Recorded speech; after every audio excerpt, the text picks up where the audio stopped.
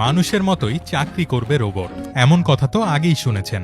কিন্তু রোবট বন্য শূকর তাড়ানোর মতো বিচিত্র চাকরিও শুরু করবে, তা কি ভেবেছিলেন? পোল্যান্ডের ওয়ারশ শহরের একটি পার্কিং লটে দেখা মিলল এমনই এক দৃশ্য। ইউনিট্রি G1 মডেলের হিউম্যানয়েড রোবট এডওয়ার্ড ওয়ারচকি সেখানে আসা একদল বন্য শূকরকে এমন তাড়া দিল যে তারা দৌড়ে পালাতে বাধ্য হলো। 12 এপ্রিল প্রকাশিত ওই ভিডিওতে দেখা যায় রোবট এডওয়ার্ড বেশ কয়েক মিটার পর্যন্ত শূকরগুলোকে ধাওয়া করেছে। রোবটটির সামাজিক যোগাযোগ মাধ্যম এক্স আইডিতে পোস্ট দেওয়া ভিডিওর ওপরে লেখা ছিল, আমি বন্য শূকরগুলোকে জঙ্গলের দিকে তাড়াচ্ছি। এই রোবটটির এক্স আইডির নাম এডওয়ার্ড ওয়ারচকি।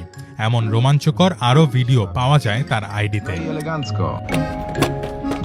তবে এডওয়ার্ড কোনো সাধারণ রোবট নয়, সে পোল্যান্ডের এক মন্ত্রীর সঙ্গেও দেখা করেছে, অংশ নিয়েছে টিভি প্রোগ্রামেও, এমনকি নিয়মিত ওয়ারশ শহরের রাস্তায় ঘুরে ঘুরে মানুষের সঙ্গে গল্পও করে এই রোবট।